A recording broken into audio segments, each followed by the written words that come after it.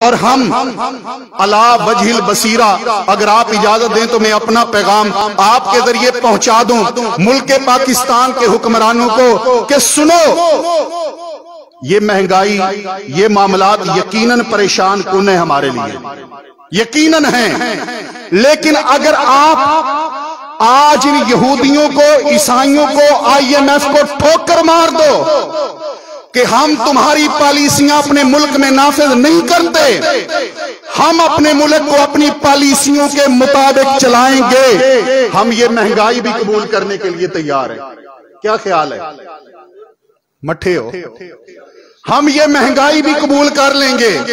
और मैं तो ये कहता हूं कि मुल्क पाकिस्तान का कर्जा उतारने में भी मैं और ये अवाम आपके साथ ताउन करेगी। आप भी थोड़ा थोड़ा अपना माल डालें मुल्क पाकिस्तान के कर्जे को दूर करने के लिए, लेकिन एक शर्त पर, अमेरिका से हमारी जान छुड़वाएं, IMF से हमारी जान छुड़वाएं, लोगों के सामने झोलियां फैलाना इसको छोड़े, मुल्क पाकिस्तान को अपने कदमों पर खड़ा करें। रब्बे जुल जलाल की कसम है, हम तो उस नबी को मानने वाले हैं जो पेट पे पत्थर बांध लिया करता था लेकिन गैर के आगे झुका नहीं करता था।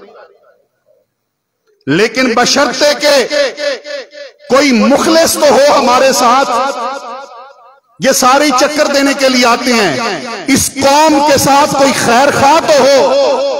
ये कौम तो टैंकों के आगे लेट जाने वाली कौम है, ये बड़ी ईमान वाली कौम है।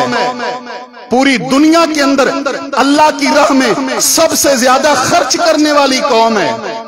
वल्लाह आप जरा अपने मुल्क के खैर खा तो बन जाएं।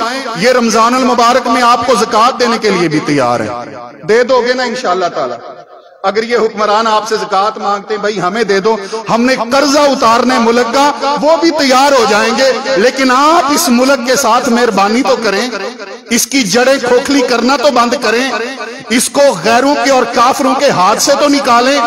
इन काफरों के हाथ में देना था तो वो हिंदुओं के हाथ में पहले भी था, अंग्रेजों के हाथ में बर्रे सगीर पहले भी था, हमें अलग टुकड़ा लेने की जरूरत क्या थी? इसलिए अपनी पॉलिसियां खुद बनाएं और इनसे जान छुड़ाएं। आइए रब का फरमान सुनिए, फरमाया है मेरे पैगंबर के मानने वालों, ऐ अहले ईमान सुनो, तुम रब्बे जुल जलाल के हुक्म पर इन दौलतमंद मुशरिकीन का दाखिला बंद कर दो मक्कातुल मुकर्रमा में। अगर तुम्हें तंगी का डर है, फसौफ युगनीकुमुल्लाहु मिन फज़लिही, अल्लाह अपने फजल से तुम्हें गनी कर देगा। दौलत की बहारें हो जाएंगी, रिज़्क़ की बहारें हो जाएंगी, बरकत का नुज़ूल होगा। इसलिए हम भी अल्लाह ताला से दुआ किया करें, अल्लाह हमारे मुल्क को भी अमन वाला बना। ऐ परवरदिगार, ये लड़ाई, ये झगड़े, ये दंका, ये फसाद, ये लाठियां, ये डंडे, ये सोटे, मेरे परवरदिगार आलम हमें इनसे महफूज फरमा, मेरे मुल्क को अमन अता फरमा और हमें भी परवरदिगार समझ अता फरमा। अपने लिए भी दुआ करनी चाहिए। जो मर्जी आकर यहां जो नारा लगा दे हम उसके पीछे चल पड़ते हैं। एक चला महंगाई मुकाओ मार्च, हम उसके पीछे हो लिए।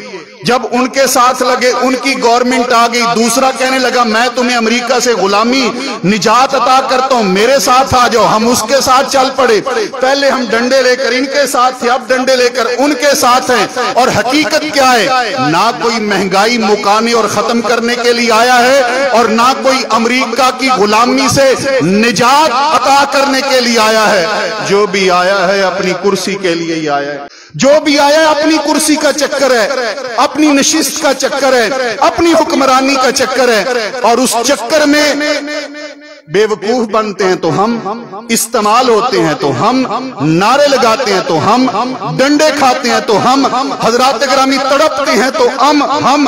और मेरे भाइयों, अल्लाह अल्लाह करो, अपने कारोबार पे, अपने मामलात पे, रिज़्क़ हलाल पे, औलाद की तालीम पे तवज्जो दो और डंडा उठाकर अमन खराब करने की जरूरत नहीं है। क्योंकि सबसे पहले अल्लाह के पैगंबर इब्राहिम ने जिस शहर को आबाद किया है, उस शहर के लिए रब से मांगा है तो अमन मांगा है, अमन मांगा है।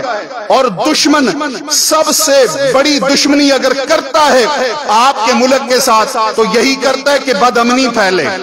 और जब बदअमनी आई एतमाद उठा, जब बदअमनी आई दहशत फैल गई, जब बदअमनी आई दिलों में खौफ फैल गया। इसलिए कभी भी अपने मुल्क की अमलाक को तबाह नहीं करना। ये हमारा मुल्क है, हमारा देश है, हमारा वतन है, हमारा इलाका। ये खा पी के बैरून मुल्क में जाके सुकून करने वाले लोग हैं, जब इनकी बारी आती है फिर आ जाते हैं, लेकिन हमने इधर ही रहना है।